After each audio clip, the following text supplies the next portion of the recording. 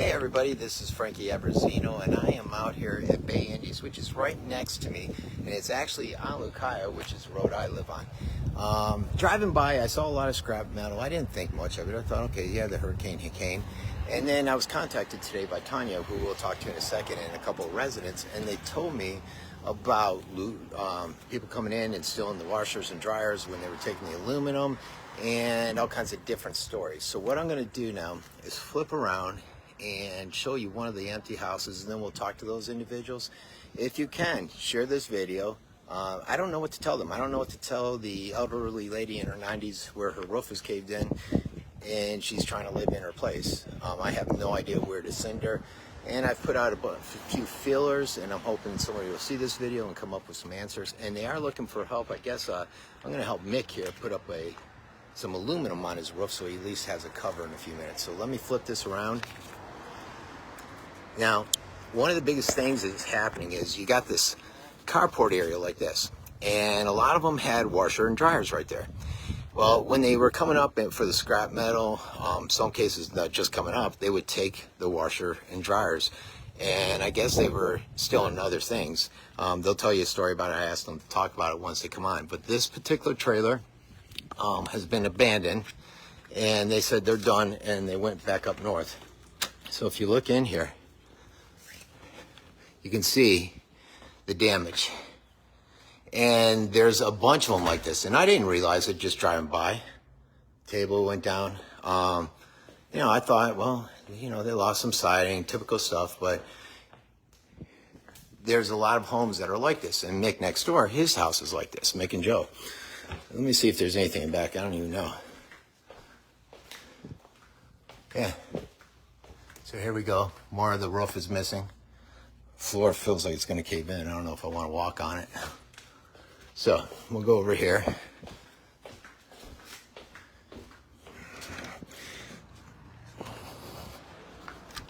All right. I haven't done one of my phone interviews in a while. It's been a while. Now I got a call from Tanya, who's with Tanya and her friend. They said, hey, Frankie, can you try to help us?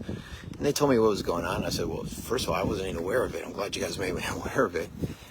This is the house I'm going to help him a little bit on. He lost it all, and he's been putting up aluminum on there. And so we're over here. All right, Mick, Joe, Tanya, you too, because you brought it to my attention. All right, so we got Tanya on the right, Joe on the left, and there's Mick.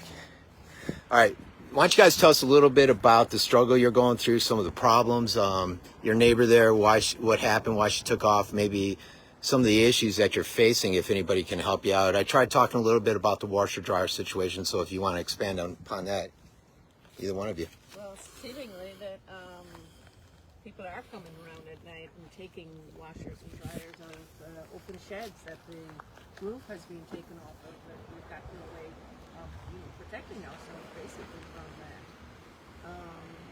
Mick has been on the roof for 9 days now, all by himself basically. They could really need some help before the rain comes, otherwise it's just going to be a mess. Yeah, and I can tell you from experience, I was talking to Mick, being up on the roof at my age, and the Mick's a little bit older than me, is not the easiest thing for some reason. What are your thoughts on everything? Well, it's just overwhelming, I guess, when you say it. The original roof on here had a roof over of metal, and when it blew it off, every screw that was into the original house was ripped out. So we've probably put 150 to 200 little 2-inch patches over every little nail hole that was down in there, plus I've resealed the front half of the house, back half.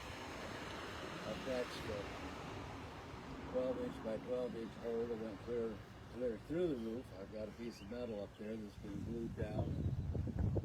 I'm sure it's going to be dry now, and then I'll go up and try to put a resealer on that, and hopefully that'll keep it out. We've used pieces of scrap metal around here to screw in and fix the angle from the top of the roof that's off,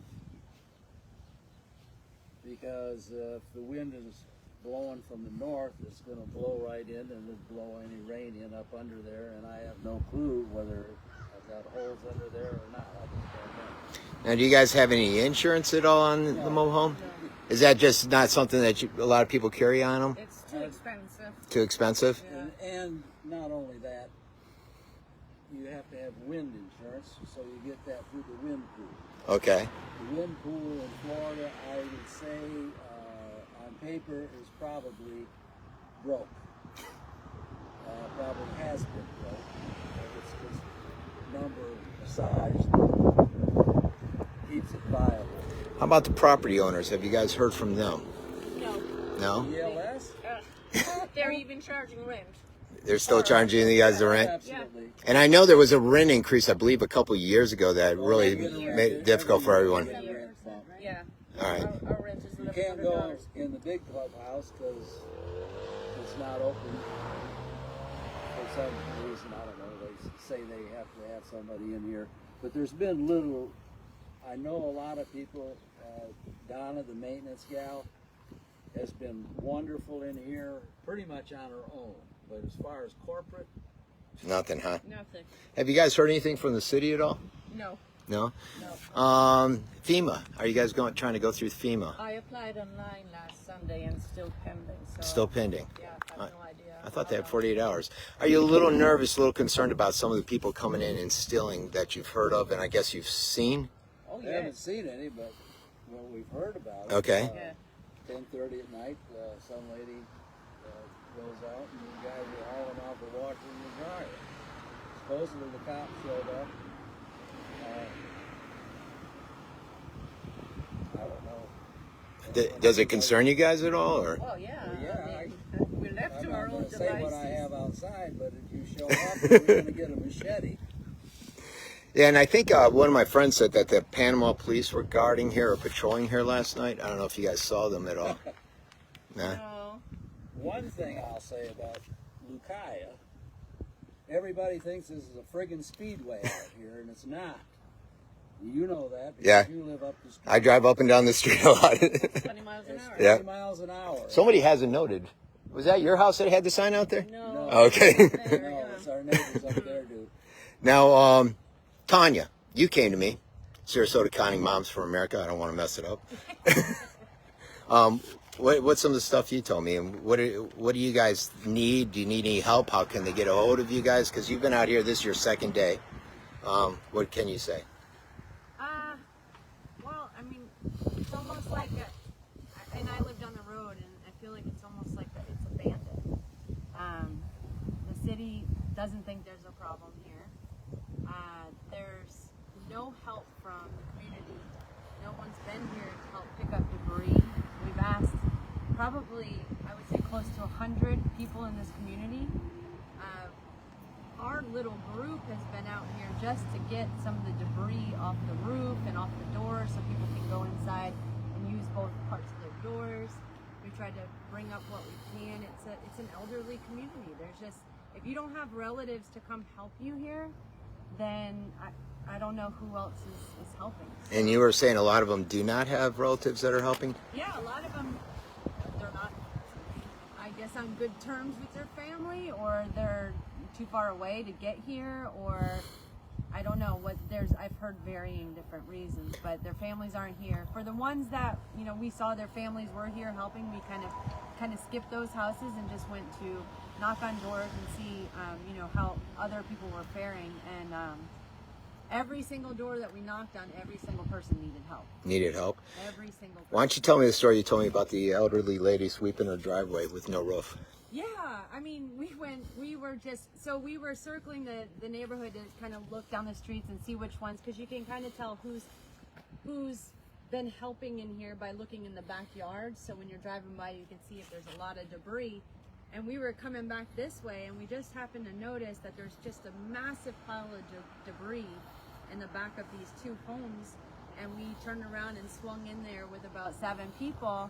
And we drove by a woman who was just sweeping her driveway, and the whole rest of her house, all the roof was gone, all the area for the laundry room was all over the place, hanging over the car, and she was just cleaning up the very only spot that there was no debris on, and she just was not in a mental state to even realize what damage. She just didn't know where to start. She just kept saying everything and pointing at everything, and it just was very overwhelming for her. I think that's the biggest problem in here is it's so overwhelming. Yeah. You don't know where to start, and I probably lost my temper once or twice because Joe's like, "Well, what are we going to do here?" I'm like, I can't think that far. Yeah. I have to think 10 minutes or so. That's true. And thank God for our neighbors across the street. They came over here, and the half of the roof that was left here was in our backyard. That roof was already gashed up. The lady's place behind us. And he was a sheet metal worker and had to have some high-powered tools, and we literally 20 years younger as well. and he's 20 years younger than me too. And our whole half of the roof, we got it cut up and brought out here. Scrappers actually took half of the roof next door that was still laying in the backyard. They went back. So they're not grabbing it from the curb; they're just going up and grabbing it from the backyards. They said, "Can we take it?" And I had already talked to the handyman that was looking after the house next door, and Ed said that he had all the pictures. So let him have it. So I put him back there, and the scrappers cleaned up that backyard. It's just Overwhelming. overwhelming. Yeah. It's Now, I think Tanya and I talked. One of the issues is where do they turn to? Where do you turn to for this lady that doesn't have a roof? Apparently, is living in there, no electricity. So, is that one of the things you guys are looking for? You're looking for volunteers. Yeah. Where can they go first of all for that? They can go to Sarasota County MomsForAmerica.com and request in the contact us section, or our Facebook page, Sarasota County Moms for America. But yeah, we have been trying to find help for here, not just with volunteers, but materials. Tarps are imminent down here. Now, what was the delay with the tarps, or the how many were in queue when you went there today? So we had to drive down to Englewood. No one would answer the phone for Samaritan's Purse. So we ended up just getting in the car and just driving down there. And they seemed very frustrated for a group of volunteers because they can only help so many people. And so I requested that a whole community here is in need of tarps and in need of help and assistance with debris removal and help inside cleaning up, and they just said that they had received 1,800 just this morning, and so basically told me just to get them in line. And so what they asked me to do was to go in and submit individual job orders for the houses. I'm like, I can't.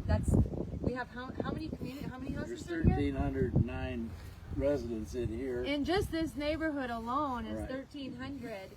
So I can't go on there and make 1,300. And then we were trying to knock on doors yesterday and explain to people what they need to do with FEMA. And most of them knew about FEMA and had said either they were denied or they've not heard anything back. And so really kind of that's where we're at right now. So they gave a number for the homeowners to call. And then they can call and put it's called a job order, or they can go down to Englewood Samaritan Purses down at the Calvary Baptist Church. Was there some doubt that mobile homes will be able to tarp? Yeah, they were. Once I said it was a mobile home community, he kind of gave me a look and said, I don't even know if that's going to be something that we could help with. Okay. Yeah, and I think the biggest thing is we don't want to get. We don't want anything bad to happen here for people that could just recover with just slowly rebuilding. We don't want to condemn places and force people out of their homes, especially if they're still living here and their roof is missing. We don't want to force them out if they don't want to leave, and I'm afraid that may be a concern for the city, that they would do that, and that would devastate them even more. This is a very traumatic thing, listening this stories already. I couldn't imagine if they forced them out and they already have no place to go. So if we could get people here, tarps here, help out, knock on doors, see what everybody needs, maybe set up a tent somewhere in the community, take in, you know, an intake process, I think that they could have a better opportunity to rebuild. And if someone is just hanging around watching football and they say, let me go out and help these guys now, I forget the address. Is it 920 Lucaya? Yeah. We're at 920 and we'll try to help them out and get them going in a certain area. I'm sure you seem a little overwhelmed like me on where to start.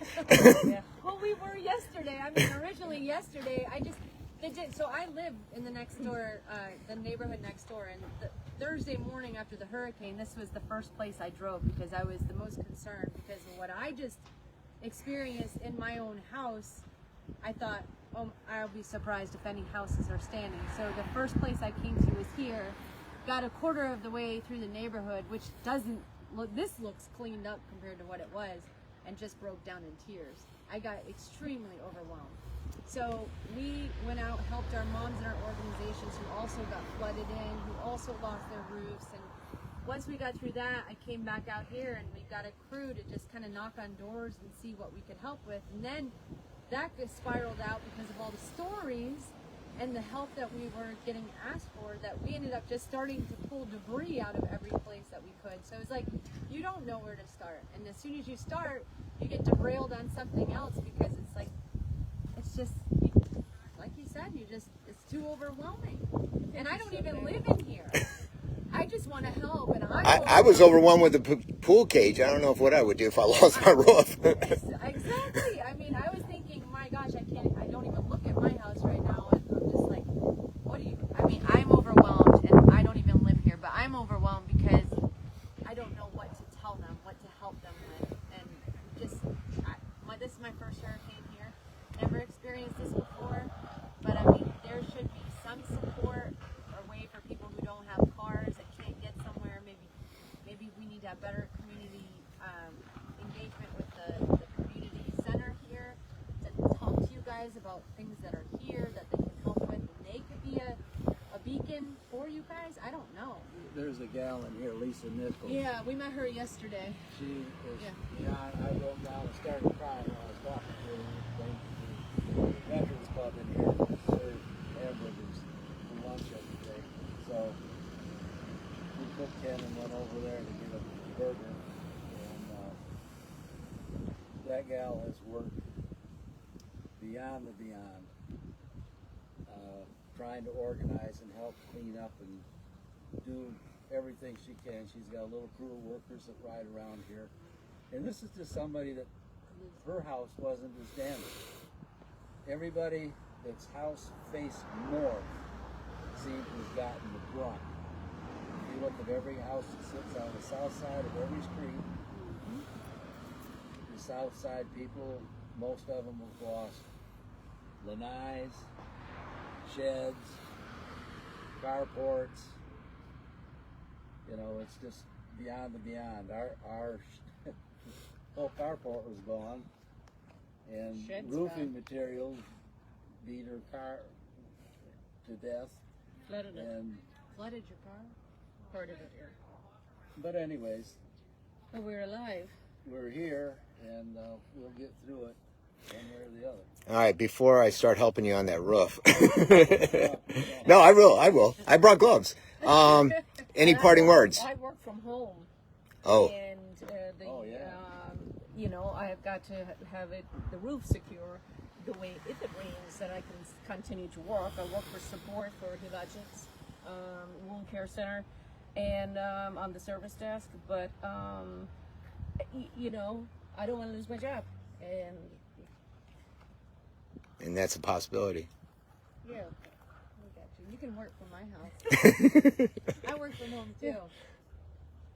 Yeah, I feel really bad for you guys. Like I said, I only lost a pool cage, but that's nothing to what you guys are going through here. It's a little easier for me to swallow than what you guys have to deal with.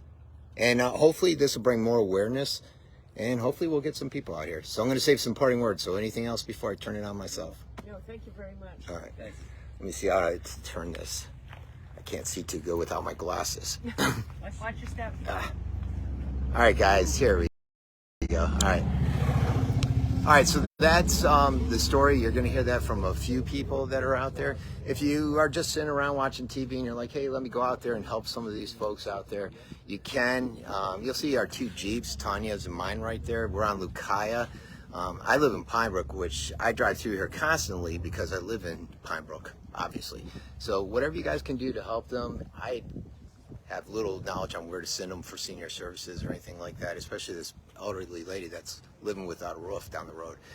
All right, everybody, this has been Frankie. Have a great day.